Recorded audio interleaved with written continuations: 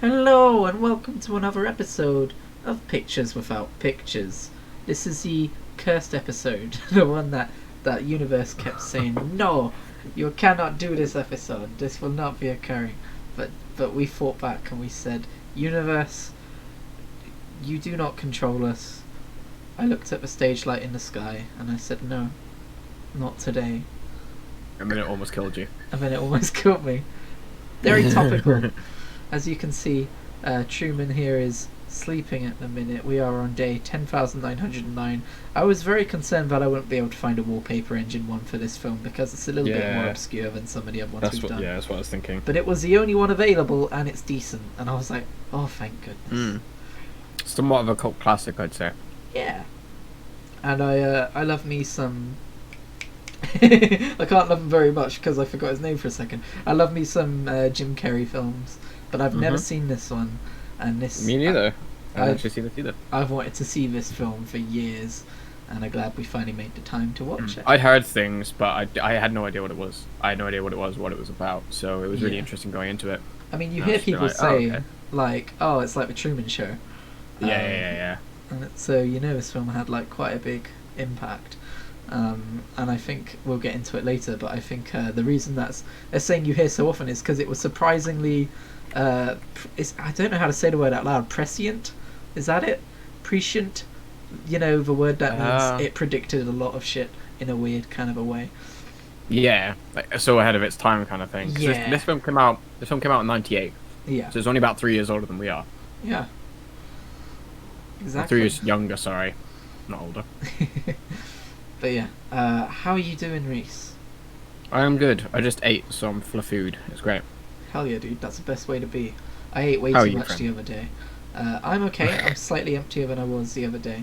But in a good way, because I was way too full. I was a wide boy for a while there, but then I got myself all fixed up. We also have our co-host here today, Coral. She's currently... There's always something going on with Coral lately. Currently she's doing this thing where she kind of like goes... so if you hear that, don't worry about it. She does it about once a day. We're trying to figure stuff out with her, but she's here too. She's our co-host. And I just called you out on your thing that you probably won't even do, love, didn't I? Yeah. Anyway. So yeah. Do you remember where you were the first time you watched this movie? I was right where I am right now. Same, a whole 3 weeks ago. That's something I was going to bring up actually, because I watched this movie 3 weeks ago. There may be some details that, like, if I haven't put notes in, I may. Yeah, not I was really gonna put some time aside and rewatch it again, but then I thought no, I'll have a harder time watching it again because it is a long movie and it's very much it's very clear what's going on, so there's not really too much to like pull out of it, you know. Yeah. It's a very black and white movie in that it does sort of. It's like, this is the thing. Oh, morals. Oh, and Yeah. the film ends like a couple hours later. Why do we always choose the long movies? Have you noticed that? It is a very long movie, but I mean, there's typically more stuff in there, you know. Yeah. More to talk about and all that. Exactly. But yeah, oh man, I love this movie. I think it's probably... It was a fun movie. I haven't got a lot of movies ready to choose from for this list, but I think it's probably up there with some of my favourite movies. Yeah. Most of the Jim Carrey movies I've seen are comedy ones. He does a lot of comedy movies, and there were definitely some comedy elements to this movie, but not a huge amount. Actually, no, there weren't really, were there? Thinking about it, there was like the odd like, look how awkward he is, but there wasn't. A Yeah, it was a huge more. amount. It wasn't so much Jim Carrey being funny. It was more like look at him. Like it was laughing at him at his expense. Yeah, it was more like ha, relatable, that kind of thing. Pretty much, yeah. I mean, he definitely had his Jim Carrey moments. Yeah. When like he was working it out and like the whole bit where he was driving around and stuff and just being absolutely Jim Carrey crazy. But yeah, for sure, it was definitely more a case of he's so awkward, haha. Yeah, exactly. And obviously, childhood movies I grew up on, stuff like, Jim. What's the fucking name? It's the one before Evan Almighty. Something Almighty. Oh my god, my brain's gone dead. Bruce Almighty. Bruce Almighty. I grew up on Bruce Almighty. I grew up on Pet Detective. All that fun stuff. Pet Detective, by the way, has not aged well. There were some bad jokes in Pet Detective. There are some awful jokes in that movie. Yeah, can't say we'll be doing that one. At least, Yeah. not unless we want to tackle those issues in an episode, but not anytime soon. Yeah, there's a lot going on in that. But I mean, it's aged. There's a whole of its time argument. Jim Carrey seems to be a decent dude from what I've seen on Twitter. I mean, it's a case of you play a character, so that's one of the things that people have issue with as well, is separating character from actor. Yeah. And I think an interesting idea that I always think of is I can't remember his name, but the guy who played Joffrey in Game of Thrones. Yeah. And he talked about once spoilers. Once he was killed. Once he was killed off in the show, what was his name? Sorry, did you say? Jack Gleason, I believe. Jack Gleason. So he did an interview afterwards, and he was talking about how he got so many shitty messages because they didn't like his character, and he was just he was basically just it's such a weird mentality that people can't separate me from the character itself. I'm an actor, it's what I do. That dude did an entire lecture, I think it's available on YouTube. I think he did a lecture at Oxford about basically fame and the way that our society reveres celebrities and stuff. It was a really fucking good lecture. And then he opened it up to questions, and they were all about Game of Thrones, and I was like, of course they were. Guys, come on. we do not deserve such a wholesome boy. He didn't seem to mind, but I was a little bit guys, come on. Yeah, you pour your heart and soul into a presentation like that, and then to turn around and be you know that thing you're in? Hey, that's cool. Did you really shoot someone with a crossbow? That wasn't the question that was asked to put that out there, but you know what I mean, just that general energy. Oh, alright, so Truman Show. Getting back on track here. I've put down here, it opens with a pitch/trailer for what it is, which I thought was kind of cool. It was very cool, yeah. I was going to go back and watch the actual trailer to see, before going into this movie, I knew the premise, but I didn't know, if it was supposed to be known or if it was supposed to be a surprise. That just got spoiled over the years. But I think this is a movie which puts you in there knowing the premise very much from the start. For sure. It's dramatic irony, the movie. Yeah. It's that's the entire movie. You're watching it the whole time thinking, when's he going to figure it out? Yeah. Or, you're watching the cogs turning. Oh, it's so good.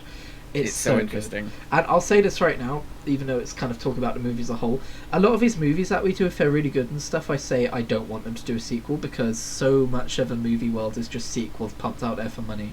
And while I'm not saying I would want a sequel of this specific movie, I would love another movie to revisit this idea of, imagine at the end of this movie when he goes out there and he escapes and he goes into the wider world, what kind of experience is that? Or if they did it a different way, where the whole town was not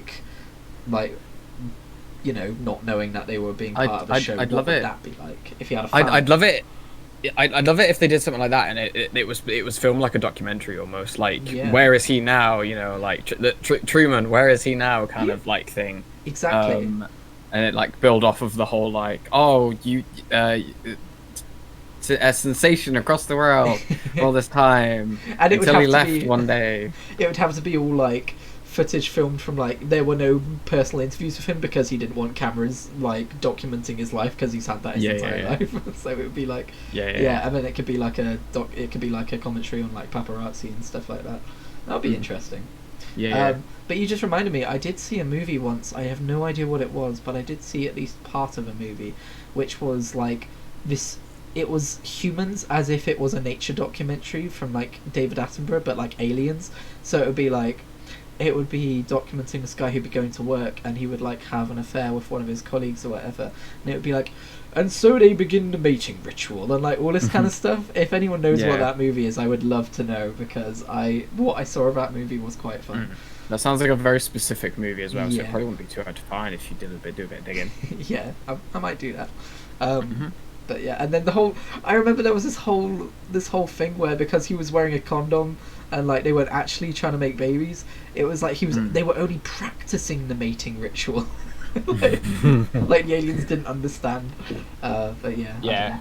Yeah. That's really funny. But yeah, that just reminded me of that movie.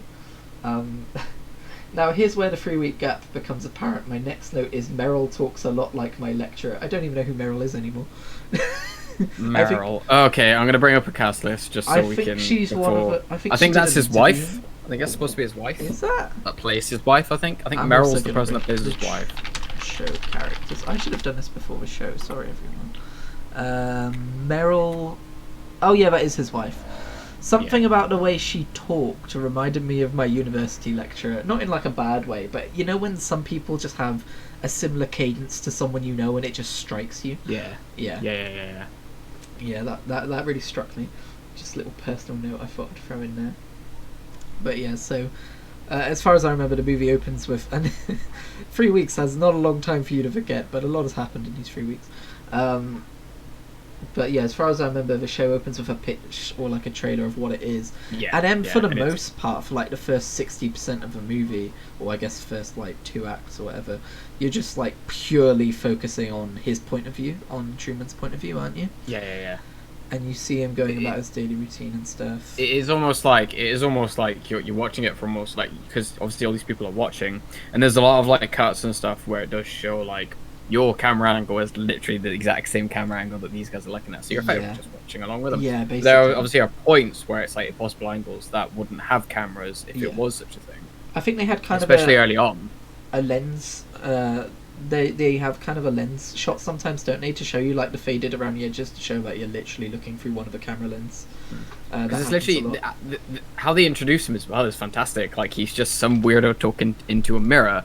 So you think your initial thought is, oh, he knows he's being recorded, but no, it's just he's just a weirdo, like, which is the whole thing. Which they use again. Like okay, and then immediately it for both the people watching the film and the people in the film watching that, it makes him very endearing, which I think it makes it immediately understandable why people are interested in watching him, because he's just such a weird, awkward, and wacky character. Yeah, like he's so outside of what people would consider normal for sure. The fact that he literally is just talking into himself, I would playing say, out weird scenarios. I would say the whole charm of him is he is normal. He's that kind of like, he's got that weirdness that we all have, if you know what I mean. Like he's relatable, and that's why people love to watch him, because they're like, oh wow, look at him.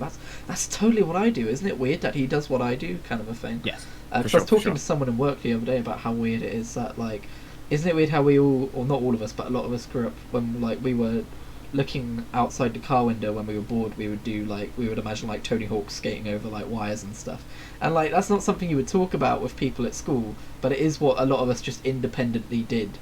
There's loads of little idiosyncrasies like that. I don't know if I use that I mean it's the idea of entertaining a bored mind with imagination, which is is effectively what you're doing there.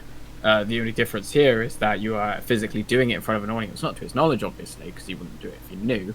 But it's such like it is very much like a personal character thing, in that your imagination is your own, so you're doing something in your own presence rather than doing that in front of someone.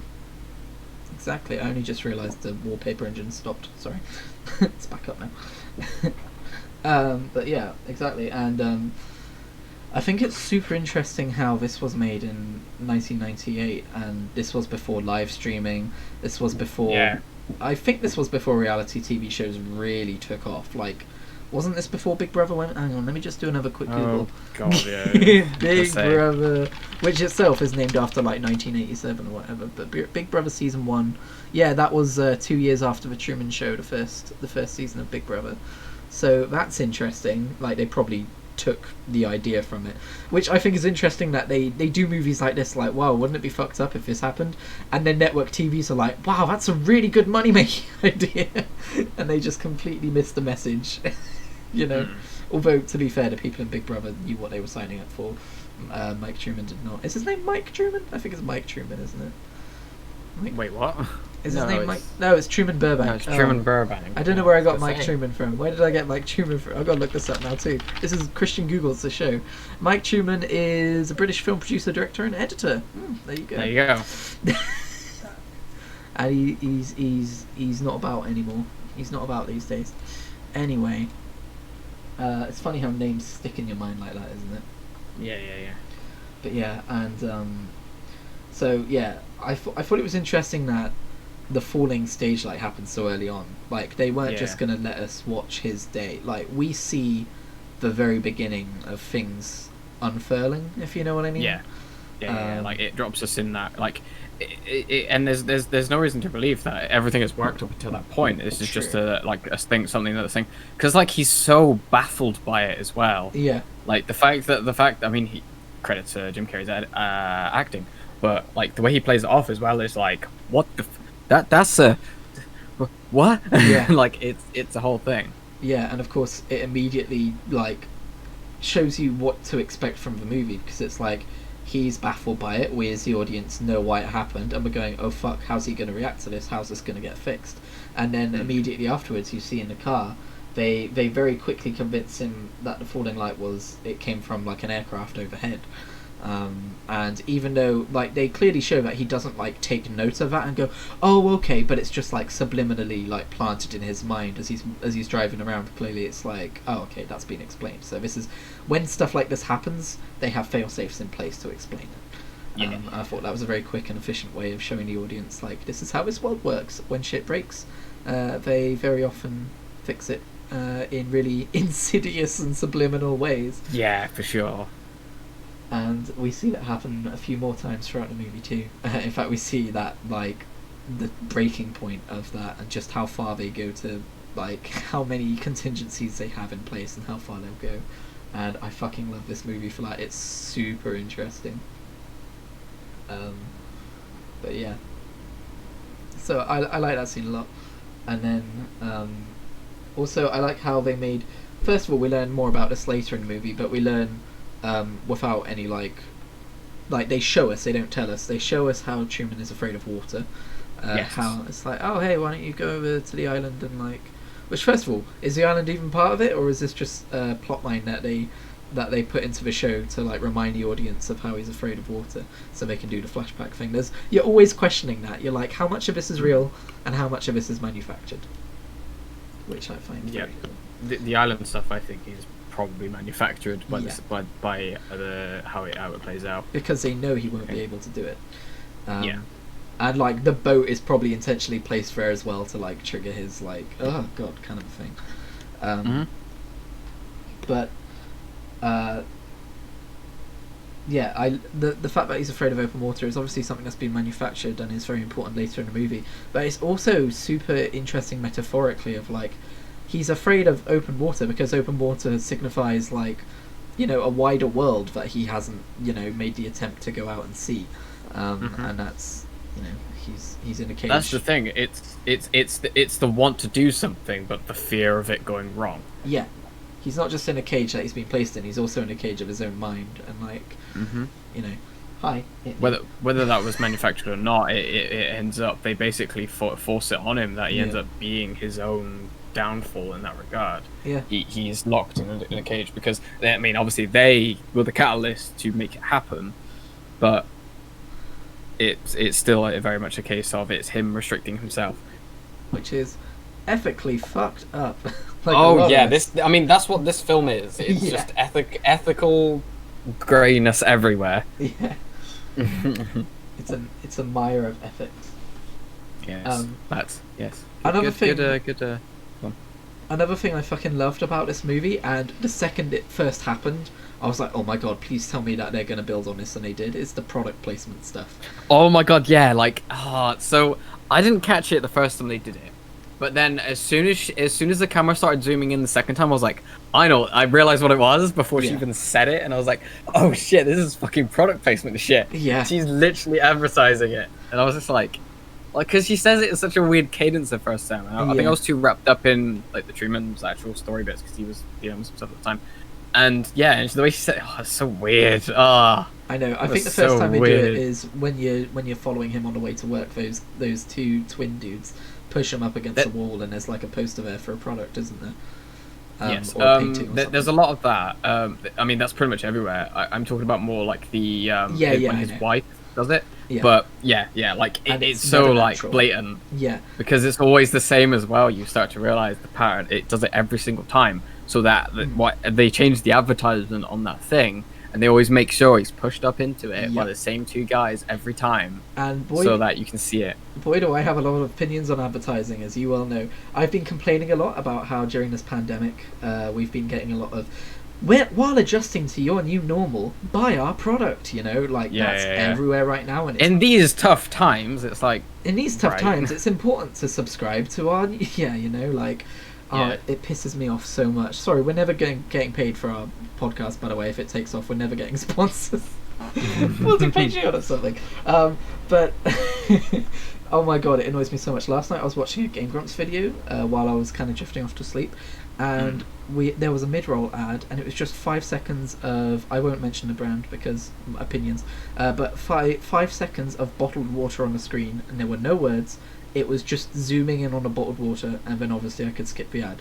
And I thought, that is like basically subliminal advertising at this point, right? Like, I'm watching the video, and then just out of nowhere it cuts to a picture of bottled water for 5 seconds, and then I skip it, and it's like, it's horrible. And I was annoyed because I was like, that's gotta be unhealthy for my like brain, right? Something in my subconscious, like, and I have no control over it. So Game Grumps are really bad. I'm just gonna call them out right now. Game Grumps are really bad at mediating their mid rolls because you can mediate them as far as I'm aware, but they don't. And so the fucking whiplash you get from watching their videos is horrible sometimes. Like, there have been times where I wanted to just turn the video off because of how off it'll be like a long video, and there will just be so many fucking mid rolls and like 5-second ads. It just completely cuts everything, ruins any comedy that would be happening. To be fair, there's some other YouTubers I watch who time it specifically, so they'll have like a small like window where they'll just stop doing whatever or stop talking whatever, and then it'll go into the ad, and then it'll carry on. So there's a natural break there. Yeah. Well, to be fair, a lot of old videos, because this was an older video I was watching, a lot of old videos, as far as I'm aware, the mid-roll ads get like jumbled around against their will, and like there have been Twitter posts of people being like, why the hell do I suddenly have 7 mid-roll ads on this video? I haven't paid attention to it. Yeah. I think I saw a post specifically from Lawrence who was basically saying about that. He was basically like, why have you put this many fucking mid-roll ads? That's disgusting. YouTube's just and he was like, I've removed most of them because holy shit. Yeah, YouTube's a terrible platform. If you're watching this on YouTube, shout out to you. We're also on Spotify. Probably go there. Spotify's ads are like.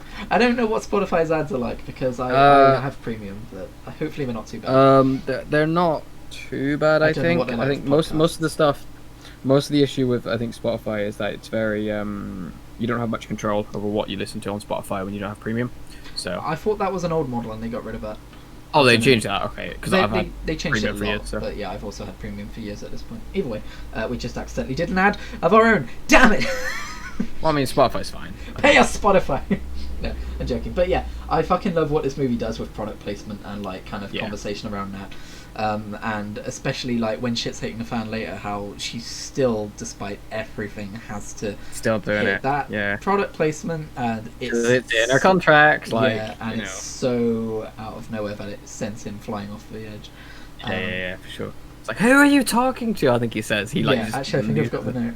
Oh wait, no, but that's around a similar scene where a little bit later. So. That reminds me though, the music in this film, or the soundtrack of this film, is fucking superb because it's so focused on portraying Truman's inner, like his inner mind, his because that's obviously what we don't get as a movie, and so much of like the soundtrack isn't like specifically music. It's just kind of like the general feeling of, you know, what he's feeling, what his attitude's like.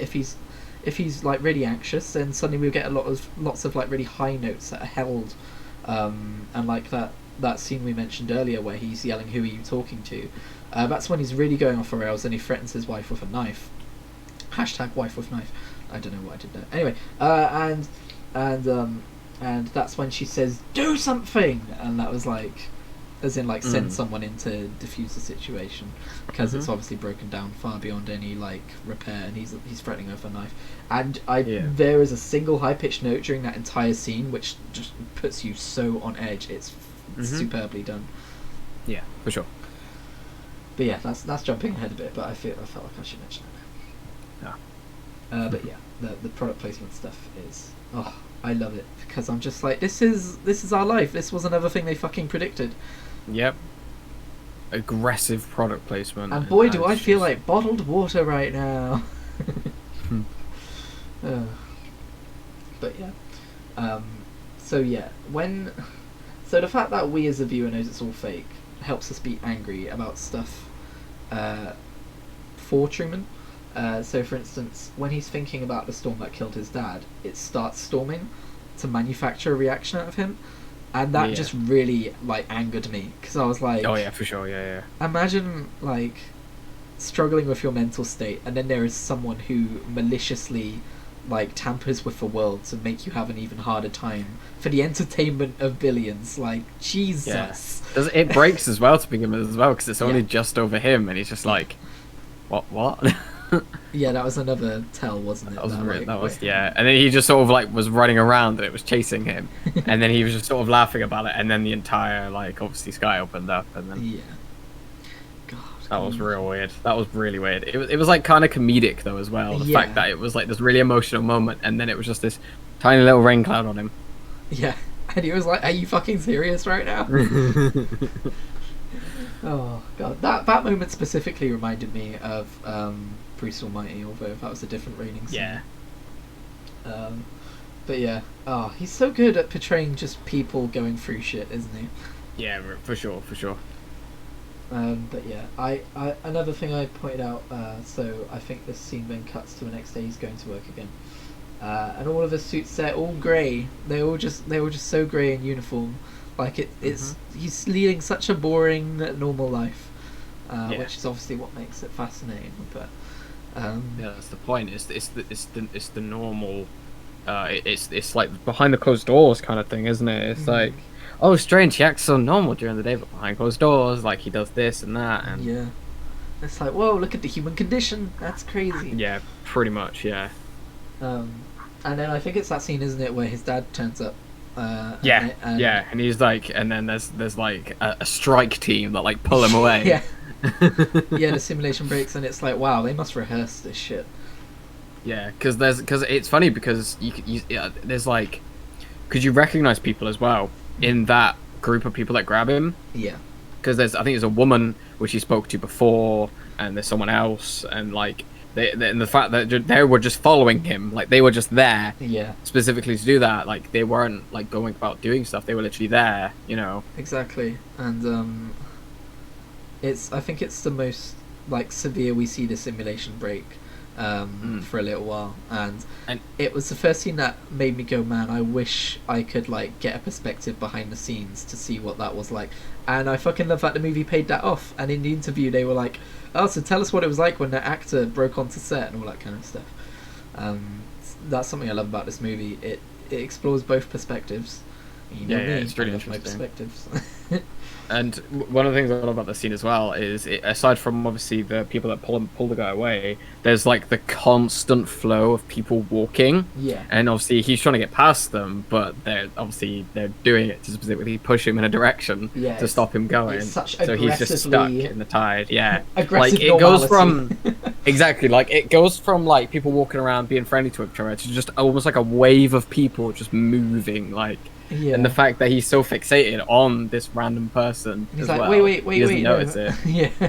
He doesn't realize. He just thinks like, I'm just getting people away. Like, yeah. So he's just trying to get back. But yeah. Oh, so well done.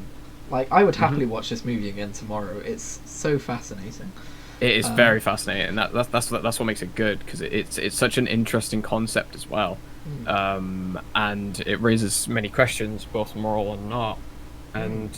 Yeah, it's just it's an interesting character study as well of the people behind the camera and the people obviously on camera, and the fact that most of these people are like, you know, I'm doing a job to do a thing, and then obviously Truman's whole thing of being like, this is my life. Like, why would I, you know, I'm just gonna go have an existential crisis. Yeah, everything is fake. Everything is a lie. Like. And then people behind the camera. The duality of what those people must be like, where it's like they have their real lives and they know everything is fake, and then they're like really good actors of just pretending that they have this other job in this world. It's like, I'll be interested to learn more about those people, what it's like to be one of those actors. Like I said, there are so many avenues for stories. Yes, for sure. For sure, like do it like a widespread documentary of just Yeah. the Truman Show. God, I you would know, watch that in a heartbeat. If the cast and crew, where are they now? Kind of deal. just you don't know. do it purely for money. Do it for the fucking love of making the story as well. Like, sure, like you would do it because you want to make a sequel and like from the publisher side of things or producer side of things make money. But like, I just don't want a sequel that's so fucking like. You know what I mean? Like Truman Show 2. Oh, there's another person doing it and it doesn't explore anything new. Like,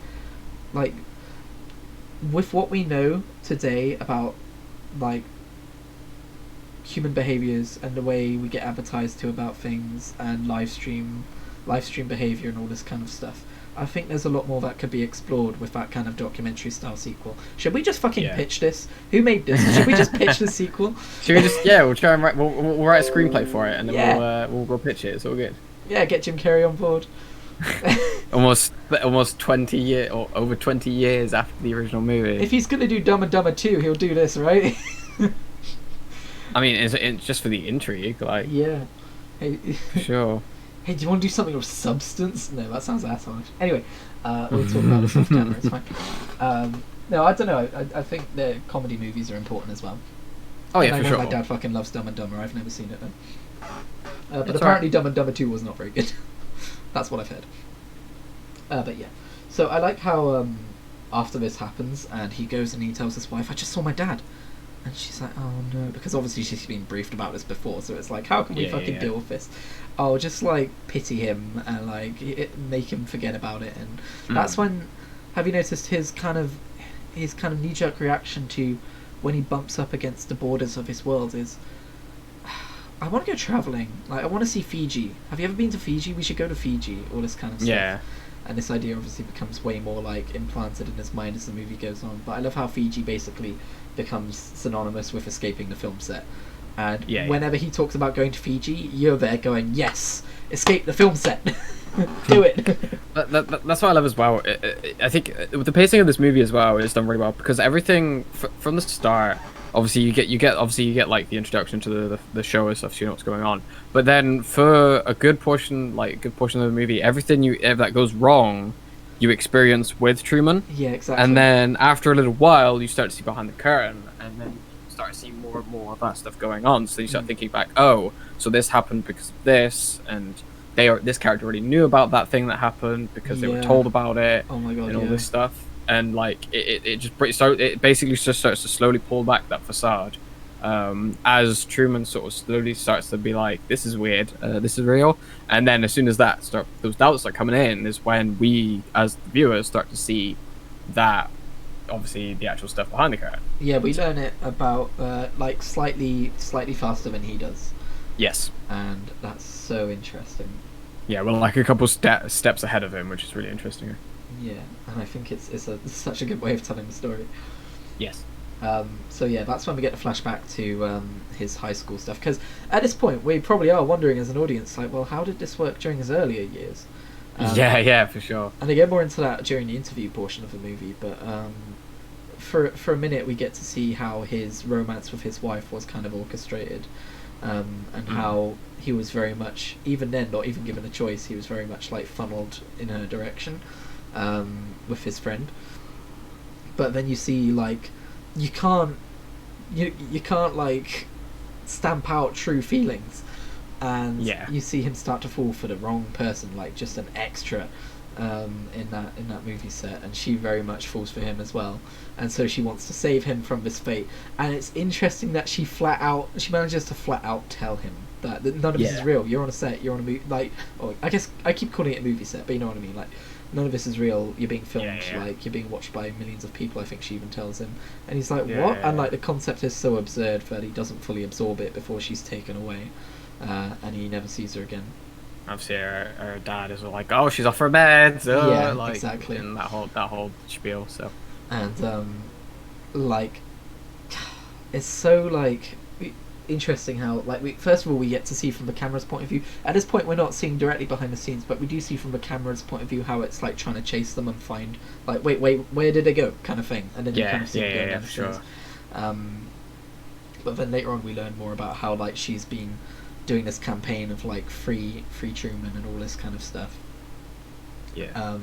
And how fucking tragic is it that he tries to rebuild a memory of her with clippings from magazines of other faces? It's so upsetting. Yeah. Oh, I And hate he it so much. sneaks down to the When I basement to do realized it. what he was doing, I was just like, oh. And that's when you realize that, like, even if he doesn't, like, he's not fully twigged, there is a part of him that definitely knows that his whole life is manufactured, because he's, you know, escaping from his wife to do it down in the basement, where, like, there's obviously, we know there's cameras, but, like, he feels like there's nobody watching him. He can try and figure the stuff out for himself. It's synonymous as well with his manufactured life as well. The fact that he's almost had to try and the only thing he's able to sort of make himself was this person that he can't even have anymore. Exactly. And so he's obviously manufactured this image of her, of what he remembers her as. Yeah, from all these various things. It's almost creepy, like this obsession that drives him. It's unhealthy.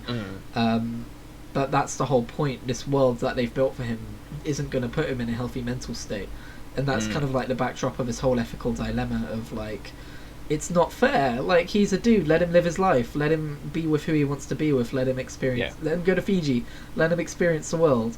And you see during the interview portion of the movie, the quick click over to Google, Christoph dude is like, oh no, if he really wanted to leave, if he was really determined enough, and he escaped, we would let him escape. He's not a prisoner, but he's just lying to himself. Of course, he's a fucking prisoner.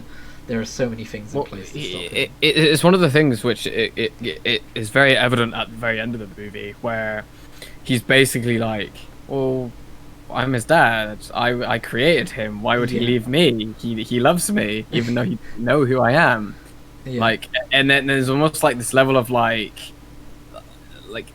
God. He feels himself like the way he's built this whole thing up is very much a God complex, and that he's basically like, hey, you can't leave because I'm the reason you're a thing, and I'm everything, basically. As a sort of almost like nefarious God that he's portraying himself as, or believes he is. But he believes himself to be this almighty thing, whereas the things he's actually doing are very nefarious and very controlling, and completely the opposite of what any sort of religion would say a God was for.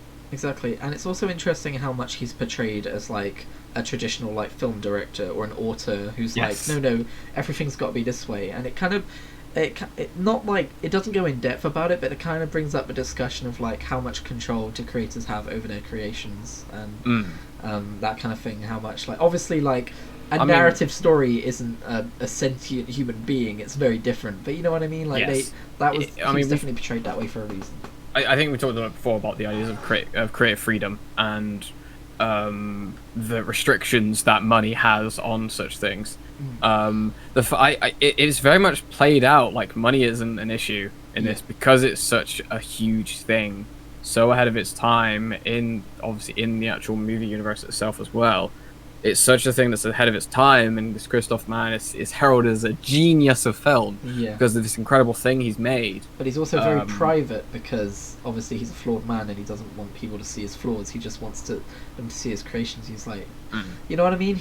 You get the sense that, like, even though he's not going to admit it to himself, he's almost there like, no, because if they hear me talk about this, they'll think this about me, and that's not true. And obviously it is true. Like, he's in denial about so many things, and like, some primal part of him knows that, and he doesn't want the world to see that.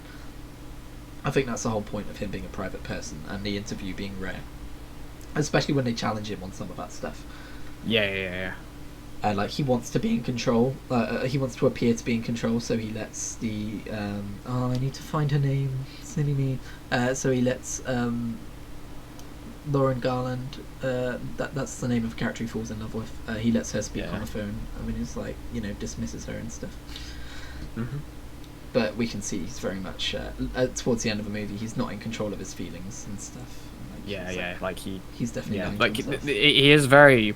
That's the thing as well. Like, that's one of the few times you actually see any sort of emotion out of him, aside from the end of the movie, I think, where he is very much like, or when he's like angry when stuff started going sideways later on. But like he's very much like I'm in control.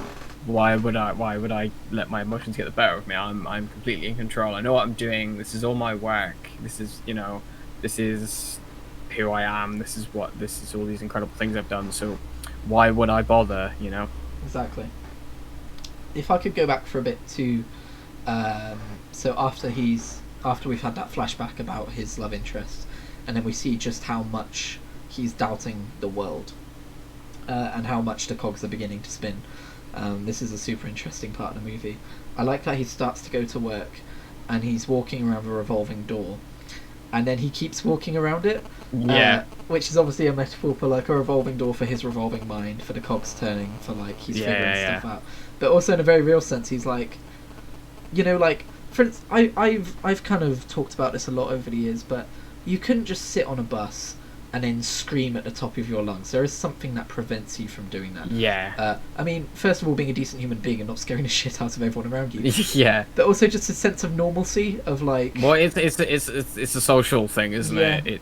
It's not so much a normalcy thing. It's just a social thing. Yeah. And it's a social norm. And if Exactly. you were just to randomly scream, then obviously that ruins your social status. Yeah, and like for instance, I guess a less extreme example is if I'm waiting for you in town, I'll often whip out my phone and scroll through Twitter, not because I want to read Twitter, but because, like you get the impression that you can't just stand somewhere and do nothing. Yes.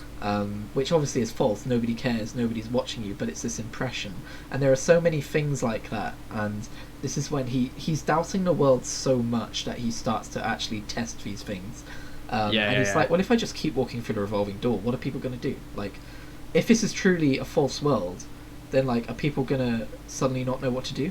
So if I walk in the opposite direction, if I break my routine, if this is really is a false world, then surely 5 streets over there'll be nothing going on, right? Because then it revolves around me and all of this kind of stuff, and you see him testing it more and more, and then he actually starts coming up against those boundaries, and you see the actors not being prepared for it. And, yeah. Oh, it's so interesting how they're like, oh, sorry, sir, this elevator's out of order. And you can see like some of the other people in the background like running off and putting their hands to their ears, like communicating, like what do we do? He's over here. Send people over here now. There's almost a sense of like as well, like he's almost like a sense of paranoia from him as well. Like he thinks he's being watched or followed, and so he's basically running around as if to be like, "Ha, where am I going? You don't know." Exactly. He's like trying to throw off followers and stuff. And yes, I think if you watch the extras in those scenes, they are kind of like continuing to be normal, and I think that's their mistake. Because if someone started reacting oddly like that, you would like throw them a glance, like, "What's this guy doing?" For sure. And like, the fact that they're so stalwart and like, "I'm reading the newspaper, I'm not looking at him," he starts to be like, "What's happening? This isn't right." Yeah. What is it he does? He does something, or he starts to walk one way, and then he quickly runs the other way, and like he starts running in front of cars in the street and stuff. And he throws shit, and like he does something else. Like he just does completely obscene shit, and then people are just like carrying on. He's just like, what is going on? Yeah. And it's sad because it's kind of a mental breakdown, even though he's right. It's kind of a mental breakdown that you're witnessing, and the music in this scene is so like normal, that it's like this cognitive dissonance that feels so fake, and it's so good at creating the sense that everything is fake. Because the fact that it continues to be like normal, happy, upbeat, walk along music, you in your mind are going like, "Oh, this feels wrong." Like I'm witnessing a man breaking down, and it's like, I forget what the music was like, but you know what I mean. It was so well done. I keep saying that. That's why I'm just going to call this podcast episode. The whole idea of the music as well is it further escalates how strange the things he is doing, especially with the music, because it's such a normal thing as well, and then everyone is being normal, and then you've got Truman literally losing his mind and going crazy. And it further escalates that, and it's like, and then you get to the point like, if this was real, these people would be reacting. And like you said, that eventually is one of the reasons the whole thing is the downfall, is because of that specific moment where no one is reacting. Exactly. Yeah, and I really enjoyed watching it. And also, it's in slightly less intellectual discussion, I guess, if we had to say anything that we say is intellectual, which it definitely isn't.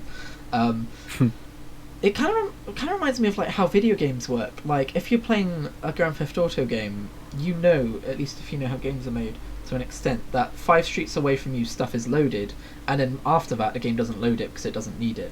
It kind of reminded me of that a little bit. Like if you were to hack the game and immediately teleport yourself halfway across the map, the textures would be unloaded first of all, which isn't something it that's takes a exploited, minute but, to like, for everyone to pop in. yeah, like you wouldn't have NPCs and cars there. It depends on the game, but like how it's made. But kind of reminds me of that. I mean, there's a lot of stuff like that. If you talk about the games as well, there's a lot of like trickery they can do as well with FOV stuff as well, where more specifically for first-person games, but the direction you're looking in will be loaded, but everything outside of your vision will not be loaded. Yeah. And that's obviously because to save exactly, like it's there to save space, so things run better. So it's unloading the things that aren't necessary at that time. But I think someone did an interesting, and when people started hacking into PT and stuff for that, which was interesting. But like there was a whole thing where they did like a very basic idea of it, which they had a bunch of trees, and then they had like a vision cone for the person, and literally wherever they looked, the trees would pop in but disappear the moment they took the gaze off of it. That would be another really interesting Truman Show-esque movie of like, what if a modern version of that they did that, but it was some kind of fully immersive VR. They just had someone plugged into this VR world, and then they start figuring out how to break it and stuff, and what that does to them. That would be an interesting like spoof of this movie. See what I mean? It's like such a fun concept. You could take it so many different ways. It's strange. It's not something you see more for sure, because it's such a unique concept. What it is, and honestly, it works very well. It perfectly captures what it's trying to. It perfectly captures what it's trying to tell. Yeah. While also being a compelling story of the characters involved, and it feels like a very real story. Yeah, I love movies like this. I feel like I should put them in a category and call them like what if movies, because like Groundhog Day is like this as well, of like this like supernatural thing happening to an ordinary character, and then seeing how they react to it and like how it changes them. We need to watch Groundhog Day at some point. But there's an Adam Sandler movie. I think it's called 50 First Dates. I think. Oh right. Which is a similar idea in that basically this girl he ends up dating, she basically her memory resets every day. Oh. That's weird. So it's basically always resets to a certain time. They basically what her family ended up doing before he met her was to basically play her life out as if it was that day that she's replaying through. So she only remembers that day, and then she obviously loses the memory when she wakes up, and then she goes for that day again. They basically play it out as if it's that same day over and over and over and over for her, rather than tell her what's actually happening. And then Adam Sandler's character comes along and basically is like, you need to tell her, basically. And it becomes this whole thing of he's dating her, but literally every morning he tells her everything, and then they spend the day together, and then the next day wake up and it's the whole thing again. It's a really interesting movie. Seems like someone watched Groundhog Day and saw a very specific part of that movie which was really sad, and said, I want to make that into the entire movie. It's weird. It definitely feels like that for sure. But it's an interesting take on it. I don't think I have. I don't remember it. If I had, it must have been when I was very young. Well, there is this really like, it's not a huge spoiler, but there is a sad point in the movie where like he convinces this person that he's living this life where he's just repeating the same day over and over again, and she's like, well, and like, you know, it's quite romantic and stuff, and then she's like, will I remember any of this, or like tomorrow you're going to see a version of me which doesn't remember any of this and all this kind of stuff, and he was like, well, you know, I hope not. And then he wakes up and it is, and like, obviously she doesn't remember any of it because it's the same day again.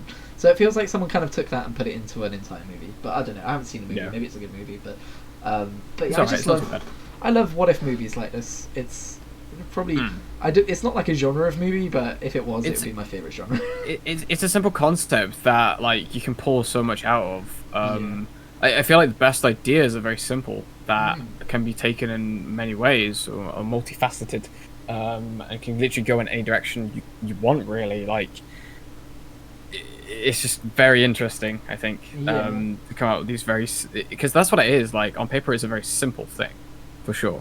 It's just then you take it and then put characters in it, and then suddenly it becomes this huge thing, and then it's incrediable. Exactly. All that stuff. So, if we go back to when he's freaking out and he's having his breakdown, one of his breakdowns, because he has a couple. I also liked how he was hugging his briefcase at some point, because it's like the briefcase represents normality, represents like the world as it should be. I thought that was a nice little touch. Mm-hmm. Yeah, and then it's almost like an anchor, like grounding him. exactly. And then like his wife comes home from work, and she tries to reestablish the world that he's in and stuff. And there's one part of this movie that I think is dumb. So the way that Truman kind of realizes that his wife is in on it is he's looking through the wedding photos, and she has her fingers crossed on where they're that was a bit. Yeah, I was like, come on. I mean, that's probably just that's probably just a thing of its time. Honestly, I mean, this is the late 90s. True. So that was probably just a thing back then. So. But I do like his reaction to it as well. It's like, the fuck? Wait, what? Yeah. Yeah. It seemed like an out of place comedy moment. I don't know. It just hit a bit weird. But I was like, okay, that was kind of dumb. Because I guess it's the whole idea. Obviously, this is a very dumb, childish thing now. Like if we think about it, but it's the whole like if you're crossing your fingers, then it doesn't obviously count. It doesn't count. Yeah. Yeah. So. Yeah. And it was around this time in the movie where he really starts to test like how far he can go, isn't it? Like his wife failed at calming him down, and so he decides to follow her to work. And you can see all of the people scrambling. Like, hang on, he's not supposed to follow. So I fucking love that. Yeah, I know what you're gonna say about now. Yeah. So when he follows her into the hospital, and like all of the fucking wheelchair people like, oh, we're just coming this way, sorry, hang on, this like, and then like he barges past them, and they're like, it's so weird. Yeah, it's so forced, and like, yeah, it's like it's at this point it's so obvious that something's going on. Yeah, like. But I think my favorite of that bit though is when he sees them in the surgery room, and then the guy who's very clearly not a doctor or a surgeon is like starts cutting into the. Yeah, and they're like, and like Jim Carrey's watching them, or Truman, sorry, is watching them, and they're like, fuck, okay, making the incision, and they're going to bed. So, wait, it's horrifying. It's funny, but it's horrifying. How far they go. The fact that they were that committed to it is just like, oh god. And then it's like, oh sorry, and like if they did do like a documentary style spin-off, you could do like that guy sued them or something, because like obviously because they just fucking stabbed him. Yeah, but basically that's the thing as well. Like that's something that is interesting as well, is like the fucking lengths that people are going for this. One, for the moral stuff, it's for money, one, but some of the physical shit they do as well. They must have got paid a lot to be doing this. Yeah, and as a result, it must have been making a lot of money as well. Yeah, like. Can you imagine, like, through... I mean, it said, like, most of the money it makes through product placement and stuff, but there must have been something else going on as well, of, like, people giving money and stuff.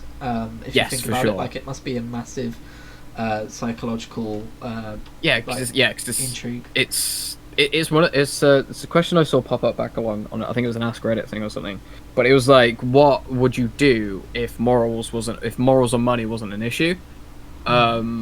And I definitely think this is one of those kind of incidents of that. Yeah. For sure.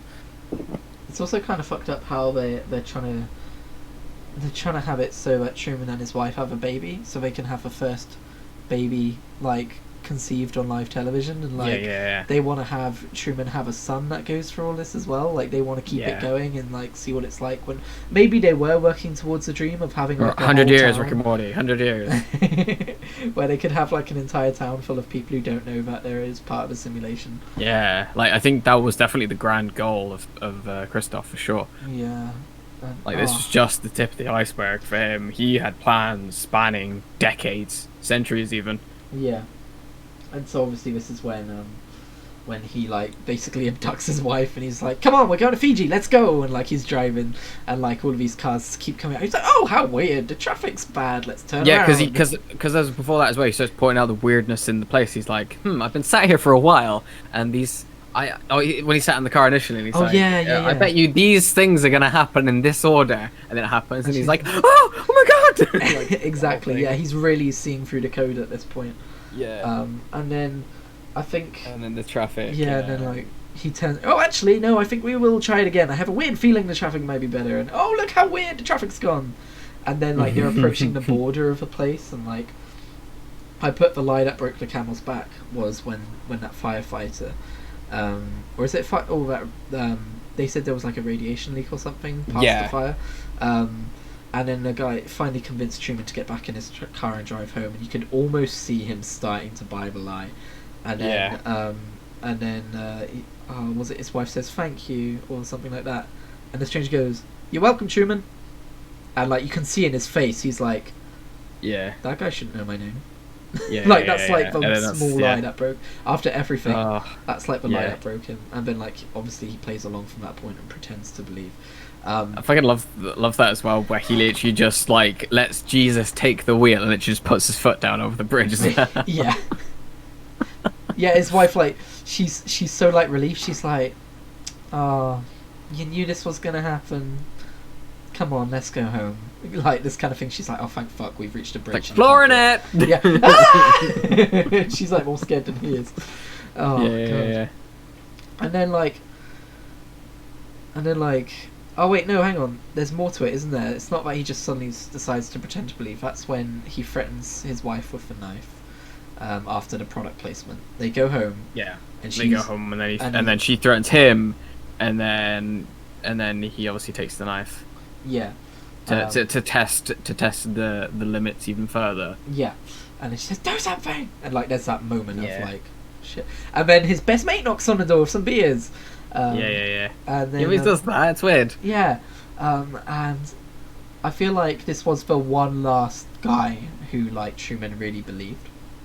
Yeah. And it's, I think, the angriest part of the film, or the part of the film that makes me the angriest, is how fucking insidious it is when they're sat on the end of that bridge and Truman is fucking bearing his soul to his best friend. Yeah. And for the first half of that scene, you're almost believing what his best friend's telling him. Like, you believe he's an actor, but you believe that on some level he cares about Truman and he's trying to make him feel better. And then you cut to the control room and you see that they're fucking feeding him lines. Every single word into his ear. How fucking insidious. I know. It was horrible, that like cut away to it, and I was just like, yeah. No. Like at this point I was horrified. Yeah. I was just sat here like, good and again, the music and the atmosphere of a film, like my heart was racing at this point in the film of just like, oh my god, like what the fuck is he gonna do next? What's happening? Like, how far is this gonna go?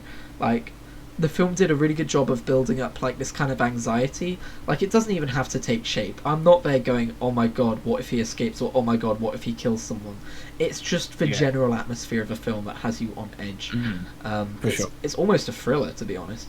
I mean, it gives us, it's like, that's the idea. It's like there's the whole, like you said before, about him when he's going crazy and it's normal music. I think the whole entire point of the film is to make you constantly think, this isn't okay, this isn't right, something is always wrong, because this situation is wrong, this film, this show that's been made is wrong, and that's kind of the point of how the movie makes you feel. It's like, you're supposed to be feeling this way because it's wrong. And a lot of like the quietness of like the high-pitched notes and stuff kind of reminded me of like Hitchcock films, the way they build suspense. And I haven't watched a lot of Hitchcock films, obviously, but I did study some.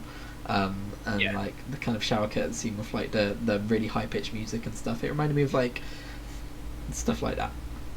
And like in like really subtle nuances to like affect your mood in the movie. And yeah, I'm at that point again where I go, it's just so well done. So good. So good.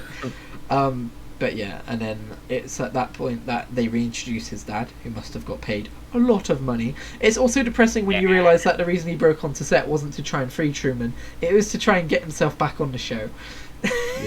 To get more money. But yeah, that's kind of gross. And that's when they cut away and you see it like go into the interview, and it's like, oh, it's been a crazy week on the Truman Show, like all this kind of stuff.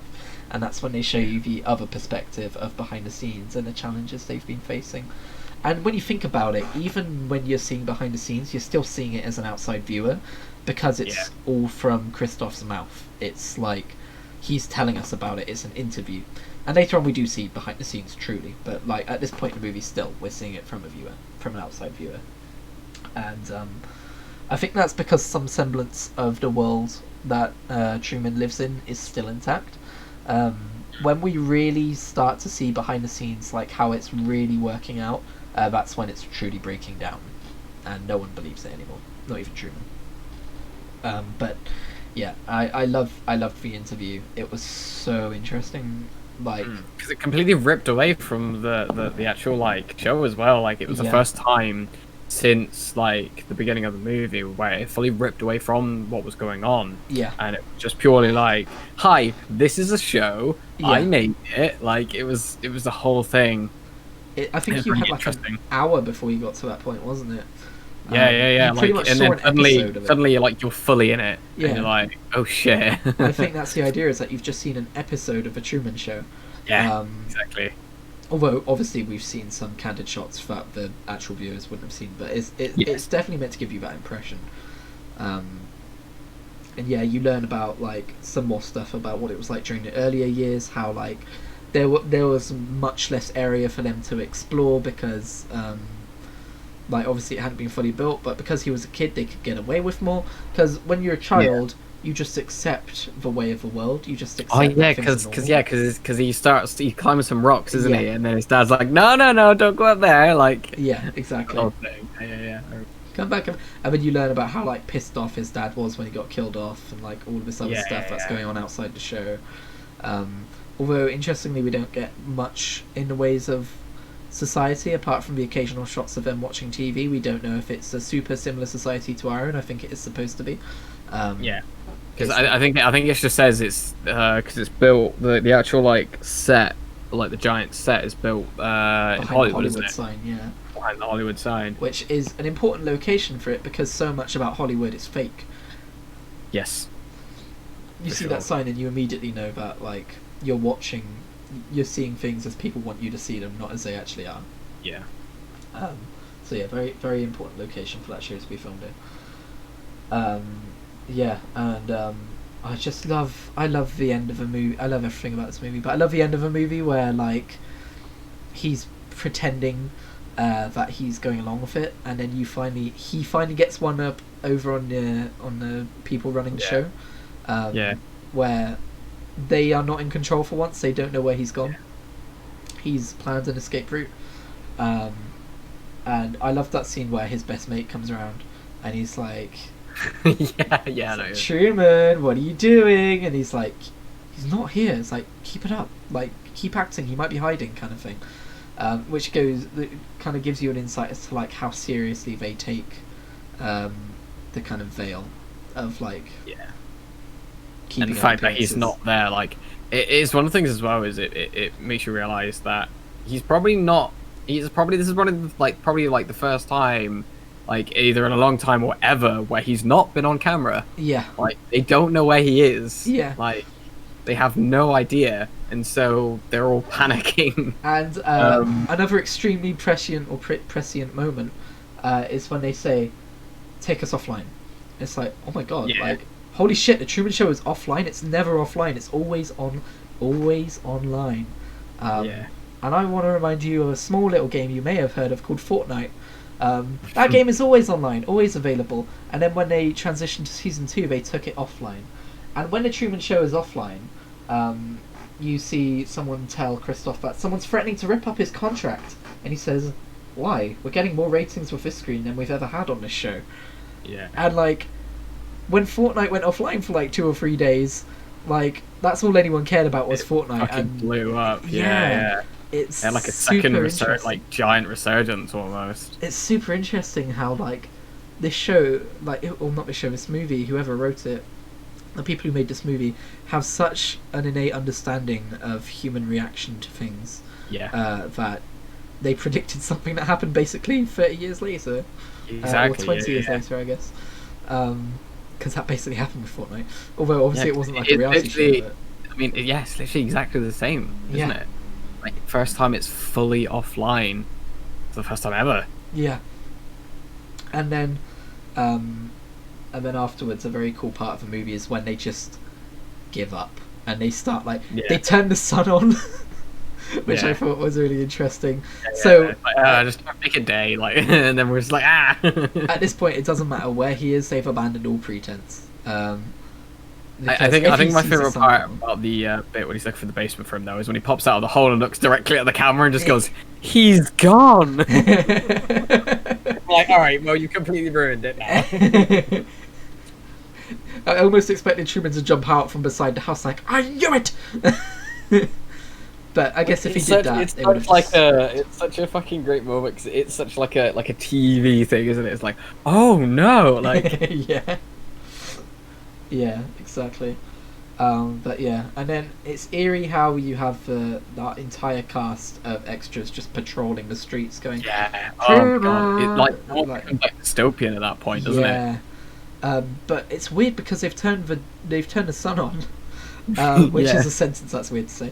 But they're still like keeping up appearances by being like, "Come home, buddy," kind of all this stuff. Yeah, like, oh god, it's so weird. And then when you finally find out he's on a boat, first of all, I like the moment where the bus driver's like, "I know how to fucking sail a boat. I'm the bus driver. Oh, I'm used to doing a bus." Oh god, yeah. Isn't that a thing as well when Truman gets on the bus and the bus driver doesn't know how to drive the bus? Oh yes, of course. So he like breaks the bus. No, I think it wasn't that he doesn't know how to drive it. It was more that he didn't know where to take the bus to.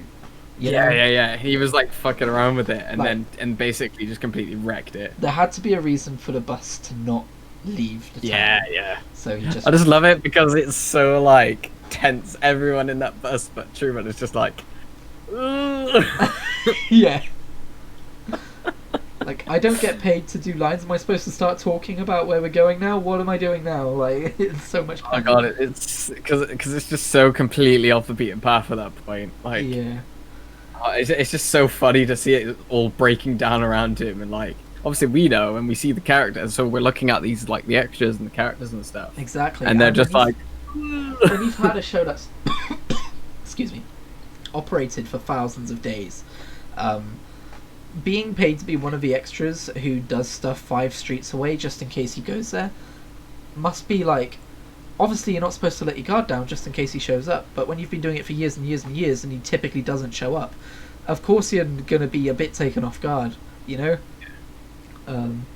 Yeah, it becomes normal at that point, and then, oh shit, he's here, we've actually got to act. I just remembered as well, they had like, they redid his story and everything, didn't they, at one point, where they were just like, he's going to get a divorce, and then we're going to introduce a new love interest, and it was just like, oh my god. Yeah. Oh, yeah, so gross. Horrible, because at that point, he'd like gone back and been like, alright, like, I get it now, like, or like he was at least playing along. So yeah. And when he's talking into the mirror as well for the second time, and the guys are like, oh my god, he knows. He knew it, and then it was like, oh wait, no, he's just being weird. But actually, he didn't know. He was just fucking with him. Which says a lot about his character as well. That he doesn't just fucking break down into a puddle and do nothing. Like, he tries to escape, and then, so I guess I'll mention now we're at the end of a movie where he's on the boat. And first of all, kind of fucked up that Christoph tries to kill him. Yeah. Well. Not so much he tries to kill him, he tries to scare him into going back, but he doesn't realise he's so set on going that he's like, maybe I should stop. Yeah. It's like, and I loved that guy who was just like, he was like, more, like, and then the guy was just like, no. Like, I'm not going to kill this guy, come on. And then he did it himself, obviously, but props to that guy who was just finally like, too far. That's a super interesting point as well, the fact that he got hands-on in that moment. He didn't touch anything for the entire movie, and yet, in that moment, he just went, whoop! And the fact that was to make things more destructive kind of more adds to the character as well, very true. The fact that he literally just went in and did it, and that was the thing that was basically almost killed Truman. Yeah. And the fact that it was because he went in and did it as well, I think is really interesting. Yeah, that's a very good point. And then he survives, obviously, and I put down actually. It was interesting that even when he's trying to prevent him from leaving, he asks for like a hero shot. There's this duality to him where he knows that like Film people. Must go on. It must go on, even if like it's to document him realizing and escaping. It will still make fucking cracking good telly, so they should probably film it right. Yeah. Like the filmmaker in him for sure is like, oh, this is amazing, but then like the god part of him is like, no, this has to be salvaged. Like, no, more, like, obviously.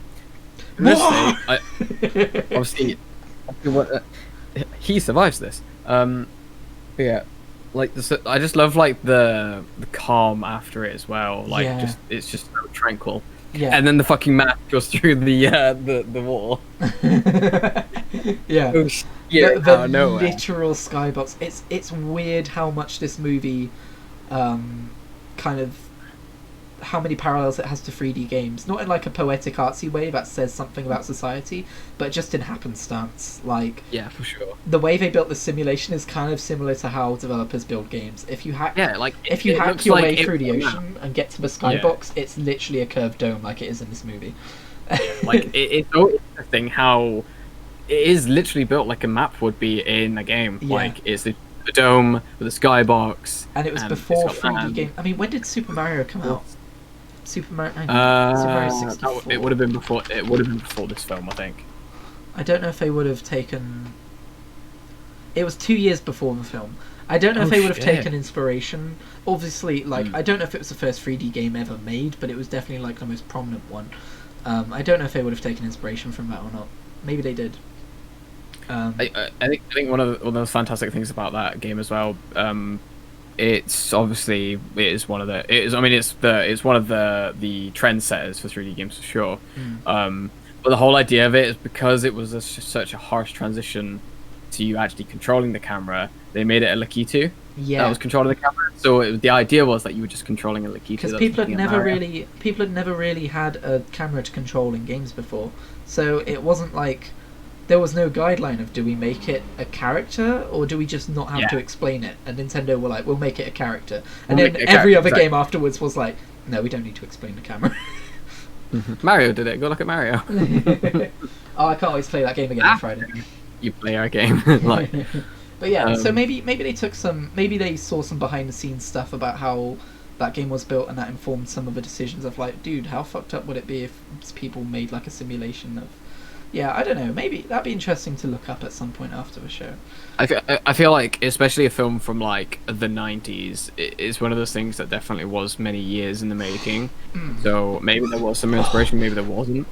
Maybe. But yeah, it is still interesting to think about for sure. But yeah, it's there's such beautiful like imagery of him breaking through, and then like walking along the side, and the music's swelling. It's like all kind of like. Climactic and heartfelt and victorious, and even at this point Christoph's just like, okay, this is happening.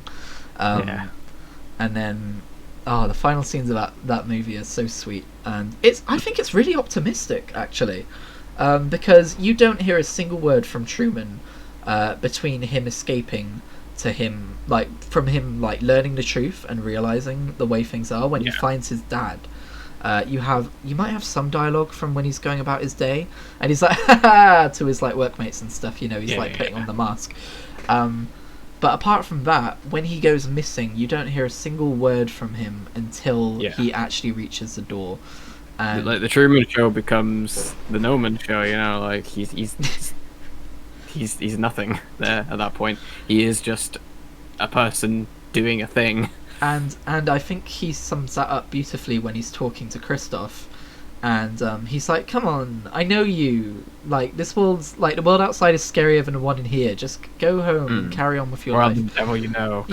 And he's like, "You never put a camera inside my head," and I think that's like super important. Of like at this point, Truman knows exactly what's happening, obviously, but he's got this sense of self of like, I'm not just what this show made me, I still have my own hopes and dreams, and motherfucker, I'm going to Fiji.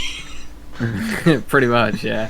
Like, that's the thing as well, is like, you may be able to craft all these things and make me believe them and manufacture all and stuff, but I'm always going to have my own dreams, my own hopes. I'm going to still want to do these things, and if there is an opportunity to do those things, motherfucker, I'm going to go do them. Yeah, and this is the actual direct quote. Christoph says, "I know you better than you know yourself," and then Truman says, "You never had a camera in my head," which I think was really beautiful.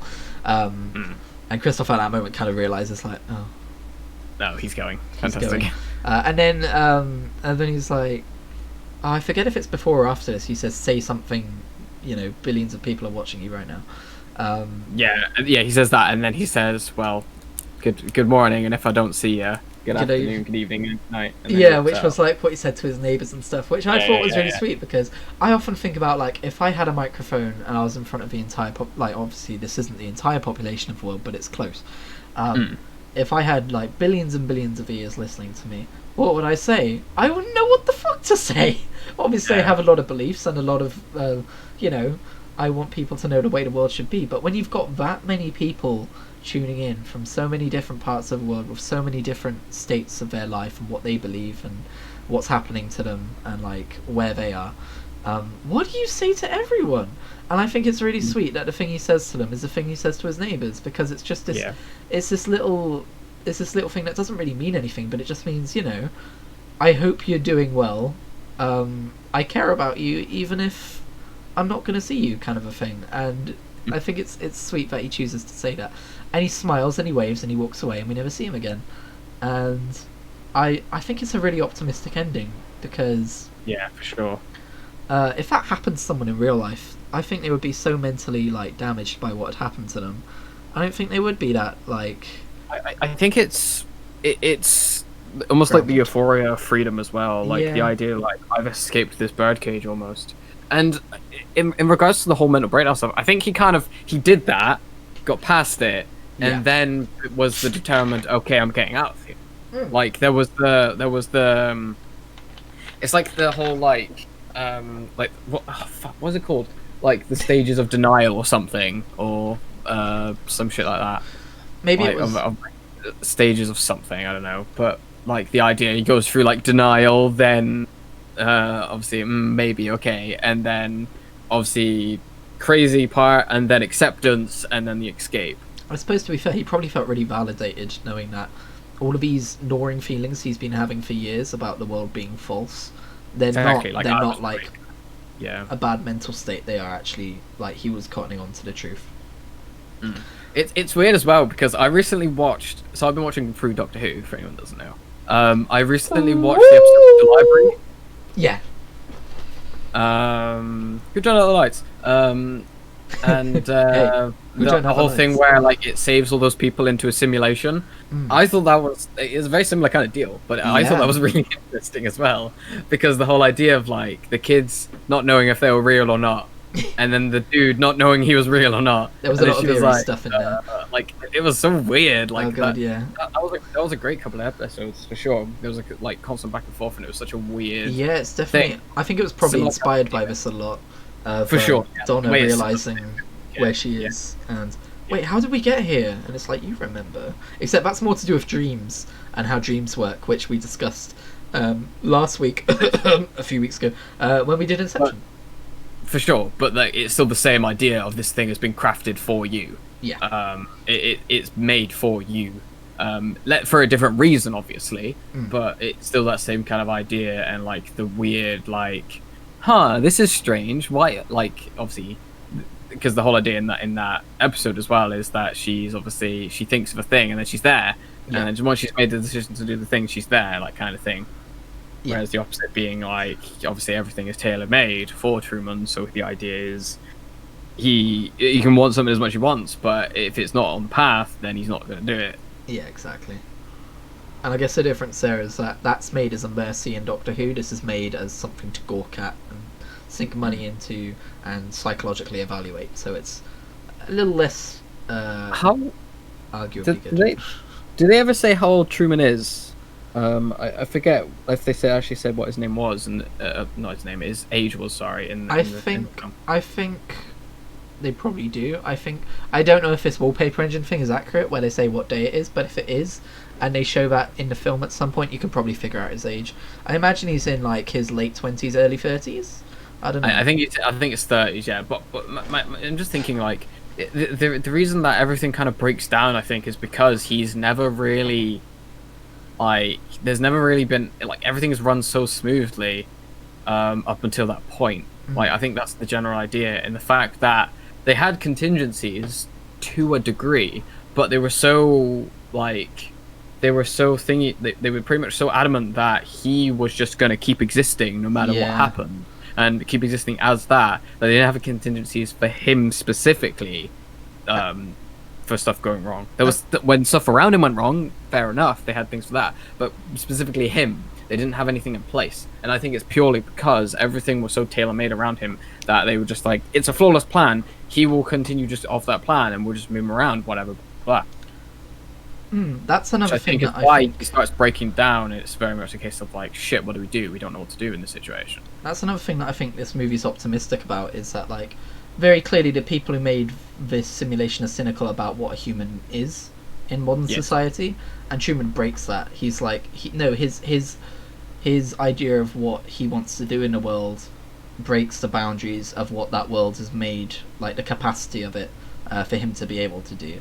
And it's supposed to be the case that he just kind of like, he's this average, like kind of day in day out just does his work kind of a guy, and he's supposed to live this soap opera life. But in reality, humans aren't like that. Like, they might be at some stage in their life, and you might see someone just going to work like 5 days a week, 6 days a week, and doing the same thing every day, and make that impression for like the majority of humans. But in reality, we're way more nuanced and different than that. And Truman really shows that throughout this movie of like, sure, he was that way for years, but his mind was ticking away, and he had ideas of his own and dreams he wanted to aspire to, and eventually he broke free of his box that they made for him. And it was a cynical box, and he broke the roof out of it, and he, because it's the constant thing of it being like saying and not doing, thinking and doing, and that's definitely something that people very easily relate to as well, because they know obviously about his hopes and dreams, because he mentions them here and there. But also we all have them. Yes, for sure, exactly. That's the point. We all have them, and the fact that he so openly talks about them, well, maybe not openly because obviously he doesn't know, but obviously the fact that he talks about them makes people like, oh, he is literally like I am. He's like me, which I think is why like it's not too out there to be like, this many people watch this show, sure. And I think it's also why everyone's cheering him on at the end when he's breaking out of his box, because they've loved watching him. And you'd imagine that they don't want him to escape because they like watching him, but no, it's more optimistic again. It's a really optimistic movie. They're like, fuck yeah, do it, like, get out. We've watched you for years, get out there, and like, because then we can also like break free of our kind of like own Truman shows out there. For sure.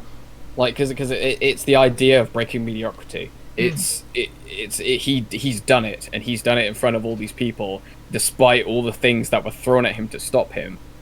Who's to say we can't do it as well, you know? Yeah. And then 20 years later, they make another movie where, oh no, there's been an uprising of the lower class. How terrible. Oh no. Wait a minute, what do you mean getting paid for my work every day doesn't mean I'm not a slave? What? Oh boy, hang on a minute, I've gone into Marxism. Anyway. Anyway. Yes. Well, that was the Truman Show. I love the Truman Show.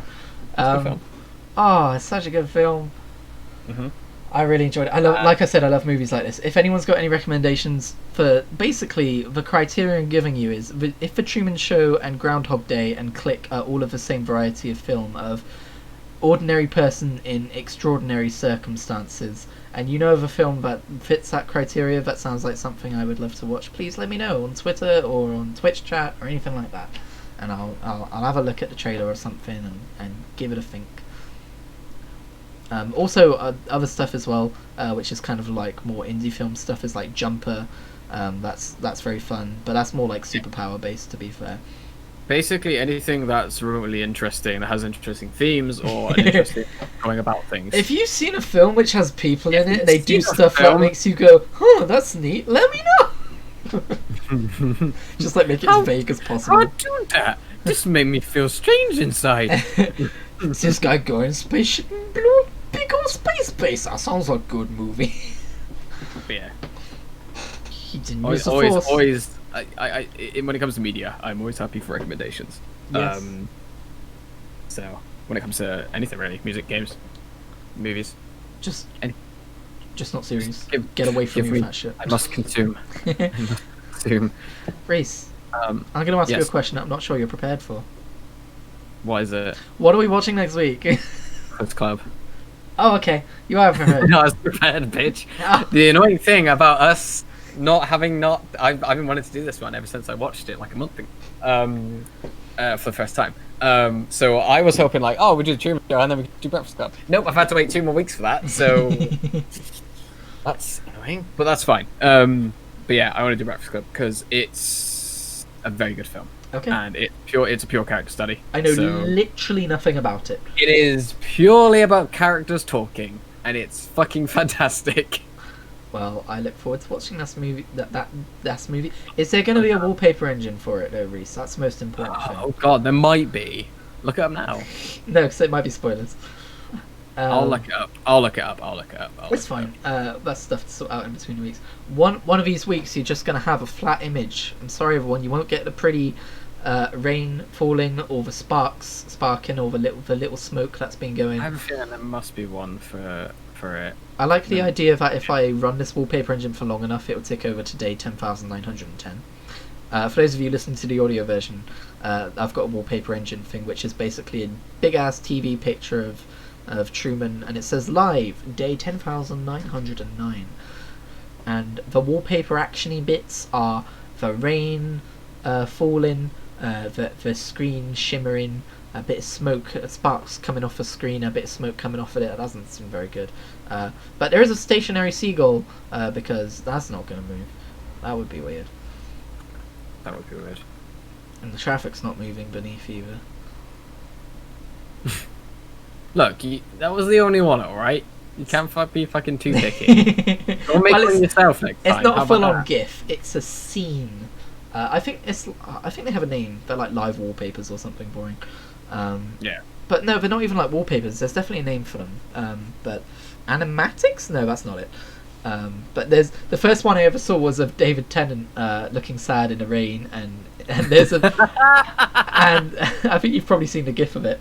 Yeah. And the funniest thing is, there's a bit of water that keeps dropping off his nose, and someone on Reddit was like, when I saw it was like, could you make that again, but get rid of the water dropping off of his nose, because it really annoys me. So there's two versions of it. God's sake. Oh, I miss Doctor Who, like the early days. I also just miss modern Doctor Who. Yeah. I'm excited for the next season. I want to see what happens next. I've learned to just appreciate it for what it is and not critique the hell out of it like I did during the Capaldi era. Because the Capaldi era was actually pretty decent in a lot of places. And because I was critiquing the heck out of it, I didn't appreciate it for what it was at the time. So I'm going to do less of critiquing things, he said on the movie podcast, where you critique a movie every week. I see what I did there. I'm vamping, but I'm not sure what I'm vamping for. What are you up to, my dude? I'm just looking to see if there actually is any, but I need to quickly update thingy, so... It's okay, we'll discuss it off the podcast. Let's have a look. Okay, we won't discuss There's one. We won't discuss it off the podcast. Is it good? Is it a scene? Does it say No. scene? What does it say?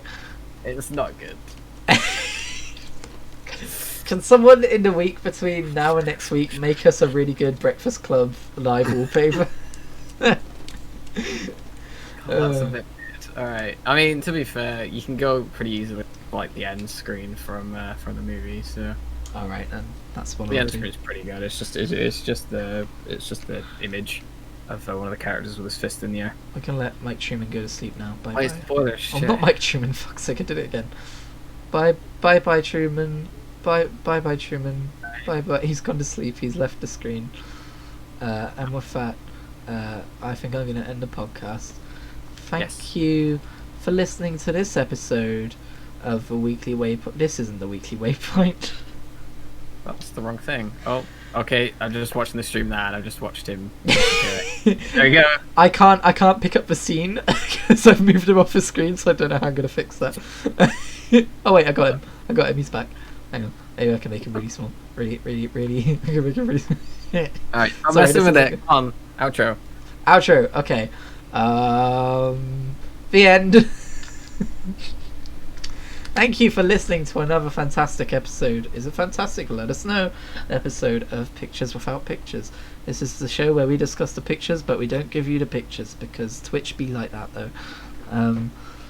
join us next week where we will be discussing The Breakfast Club, which I'm assuming is about a bunch of people who go to have breakfast and then have a long existential discussion about their lives. And then maybe Uma Thurman's in it and she kills someone. I don't know. That's just the impression I get. Damn it.